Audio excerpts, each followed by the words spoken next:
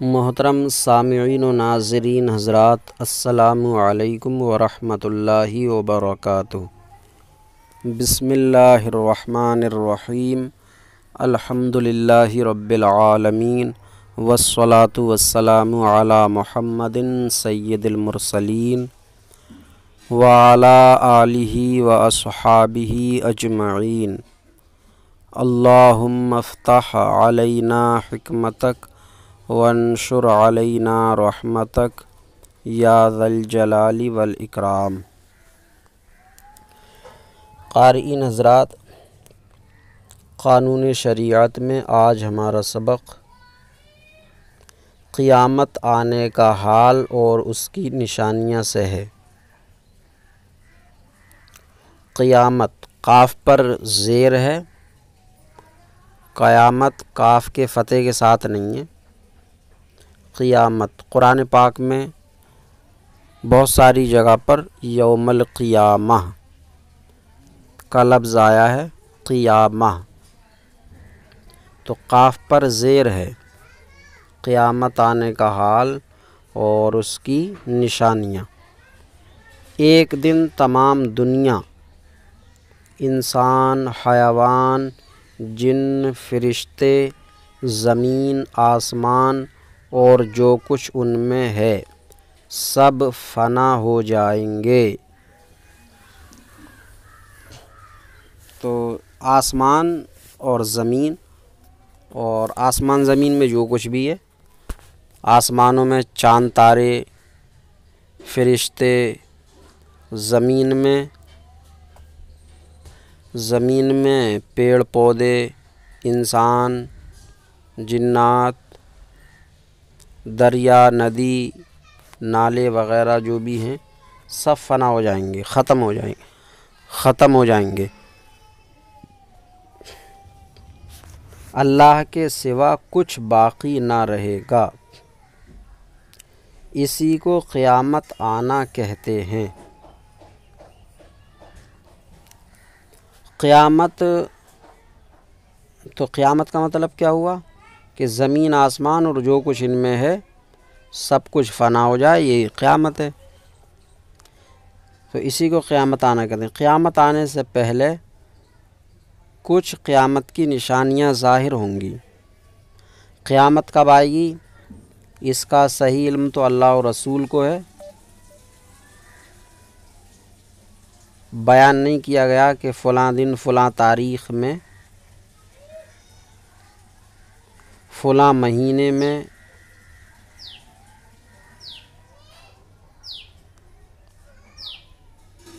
یہ قیامت آئے گی، بلکہ اس کو راز بنا کر پوشیدہ رکھا گیا۔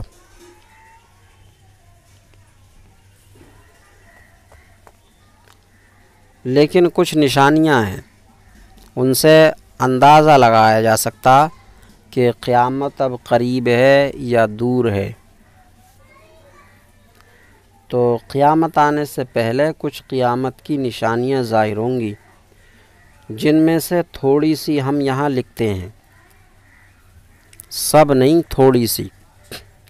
نمبر 1، خسف کا معنی کیا ہے؟ یعنی 3 جگہ آدمی زمین میں دھنس جائیں گے، پورب میں، پچھم میں اور عرب میں۔ پورب، پچھم اور عرب، ان 3 سمتوں میں آدمی زمین میں دھنس جائیں گے۔ نمبر 2، علم دین اٹھ جائے گا، یعنی علماء اٹھا لیے جائیں گے۔ علم دین اٹھ جائے گا یعنی علماء اٹھا لیے جائیں گے، علماء وفات پا جائیں گے، اور جو نام نہاد علماء کہلانے والے ہوں گے ان کے سینے علم سے خالی ہوں گے، اور لوگ جو ہے اتخذ الناس رؤوسا جہالا فافتوا بغیر علم فضلوا واضلوا، اور لوگ جو ہے جاہلوں کو سردار بنا لیں گے تو وہ بغیر علم کے فتویٰ دیں گے تو وہ خود بھی گمراہ ہوں گے اور دوسروں کو بھی گمراہ کریں گے۔ تو نمبر 2 علم دین اٹھ جائے گا، یعنی علماء اٹھا لیے جائیں گے۔ نمبر 3 جہالت کی کثرت ہوگی، لوگ پڑھے لکھے کم ہوں گے، جہالت کی کثرت ہوگی۔ نمبر 4 شراب اور زنا کی زیادتی ہوگی، شراب اور زنا کی زیادتی ہوگی، لوگ شراب خوب پئیں گے، زنا خوب ہوگا، اور اس بے حیائی کے ساتھ کہ جیسے گدھے جوڑا کھاتے ہیں۔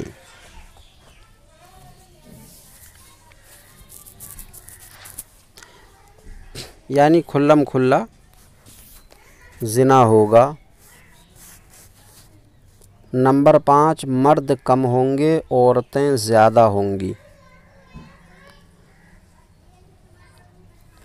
یہ نشانیاں تقریباً خسف کو چھوڑ کر نمبر 5 تک اس وقت پوری ہو چکی ہیں۔ اس وقت جو ہے علم دین بھی تقریباً اٹھ ہی گیا ہے، علماء چند ہی ہیں، جہالت کی کثرت بھی ہے، شراب زنا کی زیادتی بھی ہے، اور اس بے حیائی کے ساتھ ہے کہ جیسے گدھے جوڑا کھاتے ہیں۔ مرد کم ہیں، عورتیں زیادہ ہیں، یہاں تک کہ ایک مرد کی سرپرستی میں 50 عورتیں ہوں گی۔ نمبر 6 مال کی زیادتی ہوگی، یہ بھی اس دور میں ہو چکی ہے، مال لوگوں کے پاس خوب ہے۔ جو اس وقت غریب بھی کہلا رہا ہے تو وہ بھوکا نہیں رہ رہا ہے، بلکہ اچھا کھا رہا ہے، پی رہا ہے۔ اس دور میں غریب اور مالدار میں فرق صرف اتنا ہے کہ مالدار کے پاس بینک بیلنس ہے، یعنی پیسے بچے ہوئے رکھے ہیں، اور غریب کے پاس بینک بیلنس نہیں ہے۔ تو امیری غریبی صرف اور صرف بینک بیلنس میں رہ گئی ہے۔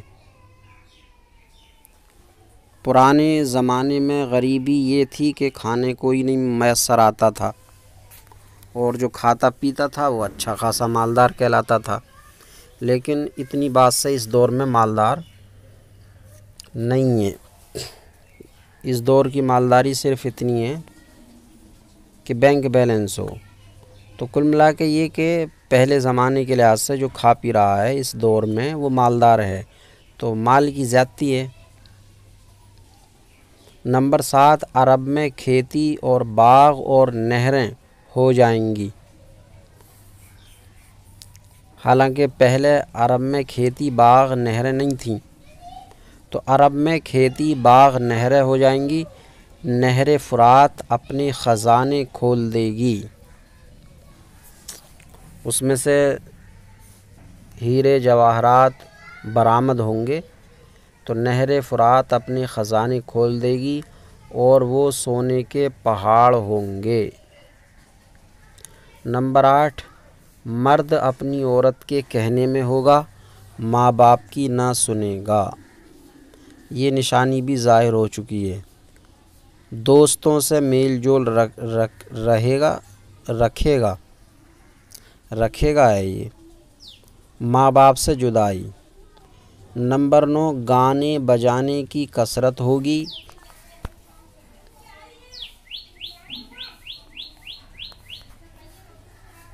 گانے بجانے کی کثرت ہوگی۔ اگلوں پر لوگ لعنت کریں گے، اگلوں پر ہے یہ، اگلوں پر لوگ لعنت کریں گے، یعنی برا بھلا کہیں گے کہ وہ بھی کوئی لوگ تھے، کیسی زندگی گزاری، نہ کچھ جانتے تھے نہ کچھ پہچانتے تھے، کچھ نہ کیا، اس طرح سے ان کو لعن طعن کریں گے، اگلوں پر لوگ لعنت کریں گے اور ان کو برا کہیں گے۔ نمبر 11،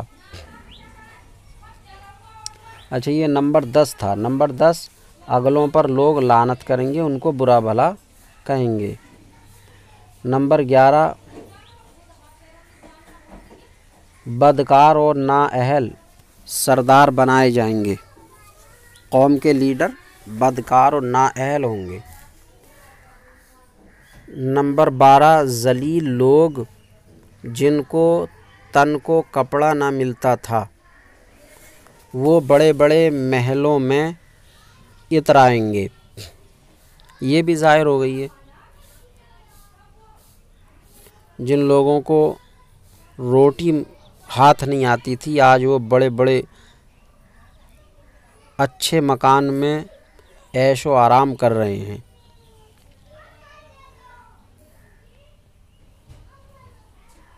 نمبر 13 مسجد میں لوگ چلائیں گے، یہ بھی ہو رہا ہے، لوگ مسجد میں شور شرابہ، لڑائی جھگڑے مسجد کے حساب و کتاب کو لے کے، امام کو لے کے کرتے رہتے ہیں۔ نمبر 14 اسلام پر قائم رہنا اتنا کٹھن ہوگا جیسے مٹھی میں انگارہ لینا، یہ ابھی ظاہر نہیں ہوئی ہے، ابھی ایسا وقت نہیں آیا کہ اسلام پر رہنا اتنا مشکل ہو، یہاں تک کہ آدمی قبرستان میں جا کر تمنا کرے گا کہ کاش میں اس قبر میں ہوتا۔ نمبر 15 وقت میں برکت نہ ہوگی، یہ بھی ظاہر ہو گئی، یہاں تک کہ سال مثل مہینے کے اور مہینہ مثل ہفتہ کے اور ہفتہ مثل دن کے اور دن ایسا ہو جائے گا جیسے کسی چیز کو آگ لگی اور جلد بھڑک کر ختم ہو گئی، یعنی وقت بہت جلد گزرے گا۔ نمبر 16 درندے جانور آدمی سے بات کریں گے، حالانکہ درندے انسان سے بات تو کیا انسان کو پھاڑ کھاتے ہیں، لیکن وقت ایسا آ جائے گا کہ درندے جانور آدمی سے بات کریں گے۔ کوڑے کی نوک جوتے کا تسمہ بولے گا، جو کچھ گھر میں ہوا بتائے گا، بلکہ آدمی کی ران اسے خبر دے گی، ران بتائے گی کہ کیا ہوا۔ نمبر 17 سورج پچھم سے نکلے گا، اب پورب سے نکلتا ہے پھر پچھم سے نکلے گا، اس نشانی کے ظاہر ہوتے ہی توبہ کا دروازہ بند ہو جائے گا، پھر توبہ کرنا بیکار ہوگا، اس وقت میں اسلام لانا قبول نہ ہوگا۔ نمبر 18 علاوہ بڑے دجال کے 30 دجال اور ہوں گے جو سب نبی ہونے کا دعویٰ کریں گے، حالانکہ نبوت ختم ہو چکی، ہمارے نبی محمد صلی اللہ علیہ وسلم کے بعد کوئی نبی نہ ہوگا۔ ان دجالوں میں بہت سے گزر چکے جیسے مسلمہ کذاب اور طلحہ بن خویلد اور اسود عنسا اور سجاح، مرزا علی محمد دیاب، مرزا علی حسین بہاؤاللہ، مرزا غلام احمد قادیانی وغیرہ، اور جو باقی ہیں ضرور ہوں گے۔